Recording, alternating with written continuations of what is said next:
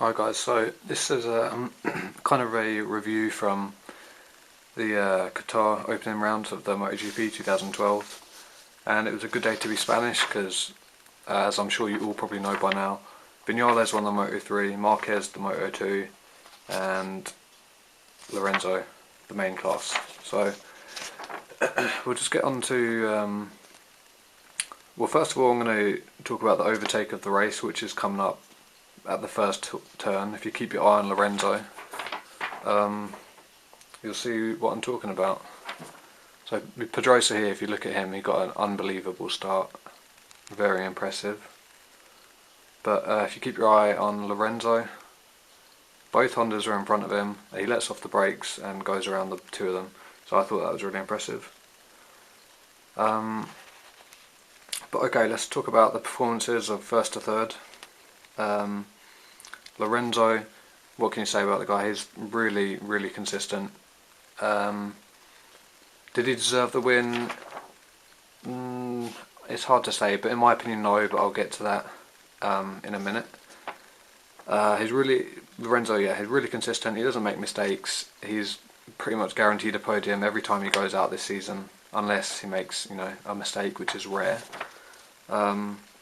In second was Pedrosa. I was really impressed with Pedrosa, considering the practice and qualifying he had all weekend. It was kind of a disaster. He was 10th in practice and 7th in qualifying. But as you saw, he had a really good start, and he obviously found something in warm up. So good on him.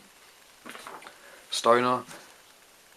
I mean, you could see he had the pace to win the race, and in the post-race interview, he didn't blame the bike, he didn't blame the tyres, didn't bring up anything about the chatter or anything like that.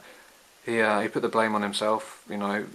Fair enough. Arm pump issues, a lot of riders get them. It was kind of surprising to hear he had it in the opening laps, because it usually comes in the latter stages of the race. So, yep, that was surprising. But he's honest. He's not making excuses. Stoner gets a lot of hate. I don't really understand why.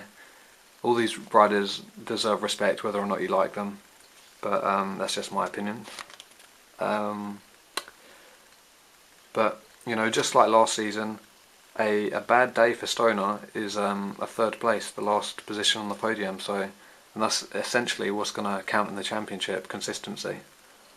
It's been over a season now since Stoner actually last crashed in a race on his own. I think maybe coming up 21, 22 races since he last crashed on his own. So that's something to be proud of. Stoner's also, if he keeps this up, he could hold the record, set a new record for most podiums set in a row. Current one is 23 by none other than Valentino Rossi, and Stoner, I think he's now on 17. So that's pretty impressive. He could have been on 20 by now if he hadn't been taken out at Jerez last year, but that's racing. So I said in the last video we'll discuss overtake of the race, my unluckiest rider, and who I thought was impressive. So overtake, as I've already said, was Lorenzo on that first turn, going around the outside of both Hondas. Unluckiest rider, Stoner with the arm pump. As I said, he didn't blame the bike. He blamed himself, his arm.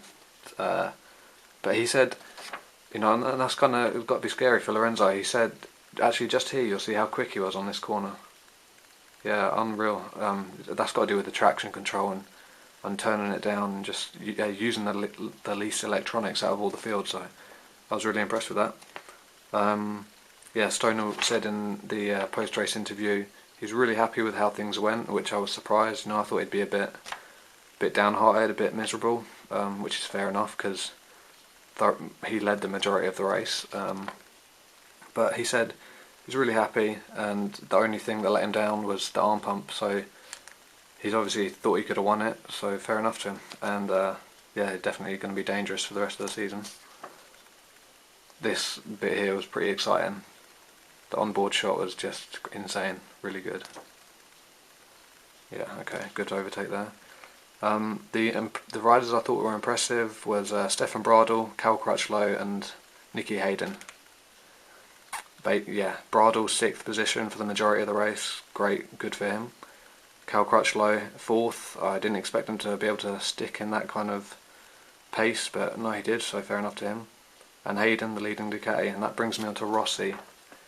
There's not much positives you can bring out of this. The last of the Ducatis in qualifying and the last of the Ducatis in the race, and that's not including Abraham, obviously, who retired with problems. So, you know, it's hard to. I want to say something positive about him, but it's really hard to. So, I want to know what you guys think about that, because it's one thing to not be, you know, quick and on the podium, but not to be leading Ducati is it's got to be quite embarrassing. And considering he wanted to look at Nicky Hayden's data after qualifying, that's pretty embarrassing, considering he's supposed to be a bike development genius, you know, stuff like that.